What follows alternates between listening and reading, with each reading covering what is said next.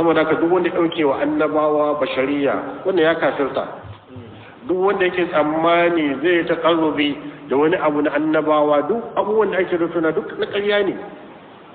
Abinda ake so kai takarrubi zuwa ga Allah, wabtagu ilayhi alwasilata wa jahidu fi sabilihi la'allakum tuflihun. Kusantan Allah yake yi ba kusantan mutane ba, bashar.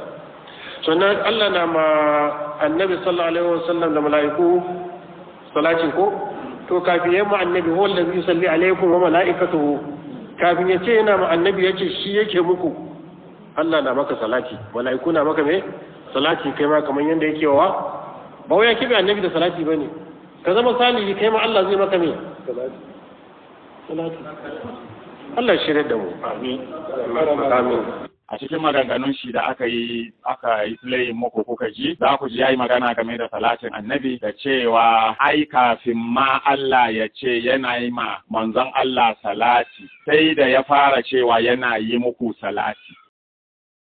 To kuma ya koro bayani ne akan nuna dai shi ma manzon Allah dai irin kowa ne, irin shi ma dai bawan Allah ne kaman kowa, yana ƙoƙarin ya nuna sahabban manzan Allah ko kuma musulman ma sun fi manzan Allah, saboda ai sai da Allah ma ya fara cewa yana muku salati ko musulmi kafin ma ya ce yana mu manzan Allah. Kuma lokacin yana faɗin matsayin manzan Allah ne, so matsayin manzan Allah shine ya kasa naku. Da haka yana da kyau don Allah, wahabiya wannan da izala wannan da salafa wannan da taimiya wannan, duk kowa gaba ɗaya don Allah, don Allah, don Allah. Ku saki duk wata aƙida ku bi annabi, ku bi annabi, ku bi manzan Allah, don na tabbata wallahi na rantse da jinin annabi da ke jikina ba annabi kuke bi ba.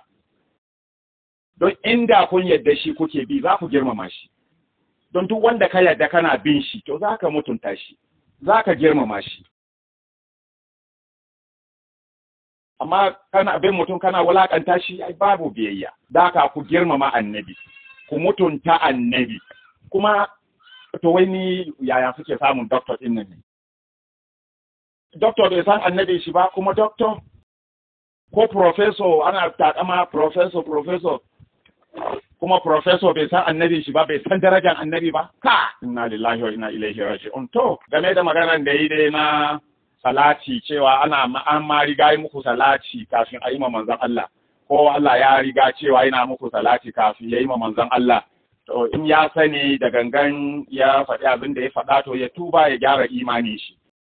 In kuma bai sani ba ne, to gashi zan mishi bayani, zan dai bayani insha Allah. Na farko ayan da Dr. Gumi ya kawo shine ya ce Allah ya riga yi muku salati kafin ya yi ma manzo Allah salati, saboda a suratul Ahzab ayan da ke sama yana cewa huwa alladhi yusalli alaykum wa malaikatuhu liyukhrijakum min adh-dhulumati ila an-nur wa kana bil mu'minina rahima. Sai da ya faɗi wannan sannan ya zai faɗi inna Allaha wa mala'ikatahu yusalluna 'alan nabi.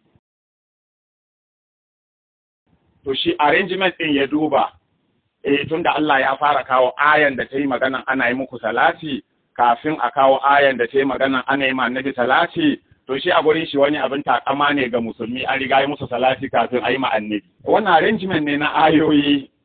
Sannan ai shi inna Allaha wa mala'ikatahu yusalluna 'alan nabi.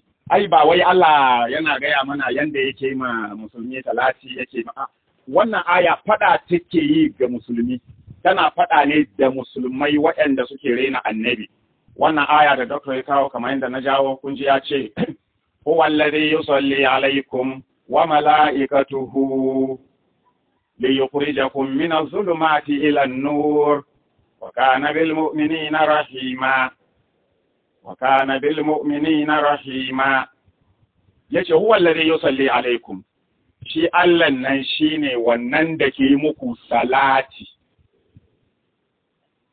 wanda ke muku salati. Wa mala'ikatuhu, da kuma mala'ikunsa su ma suna yi muku salati. Don zon sai mu dubi salatin mala'iku tukun. Salatul mala'ikati du'a'un. Sai an ce maka salati, mala'iku suna salati, to ma'ana suna addu'a. Don asalin kalman salati yana nufin addu'a. Amma Allah ya yi amfani da shi akan waɗansu al'amura da yawa, su addu'a, su kariya, su sallah duka dai. To shi yasa ake kiran sallan gawa ake cewa sallah, ake kiran shi sallah, sallan jana'iza, sallan gawa addu'a ne. In ka ji salatul jana'iza addu'an jana'iza ba sallah ba, don shi yasa bai da ruku'i bai da sujada. Shi yasa kana iya sallan gawa ba alwala. Kana iya tarwa in sahu za a yi sallan gawa ka shiga ko baka da alwala. Saboda ba sallah bane, salatul jana'iza, salatu a gurin ana nufin addu'a. To so salatin mala'iku addu'a ne. To shi yasa da Allah ya ce wa mala'ikatuhu, su ma mala'ikunsa suna yi muku addu'a, ko? Yanzu sai mu koma a wani wuri mu ga kama a cikin suratu Gafir aya ta 7 zuwa ta 9.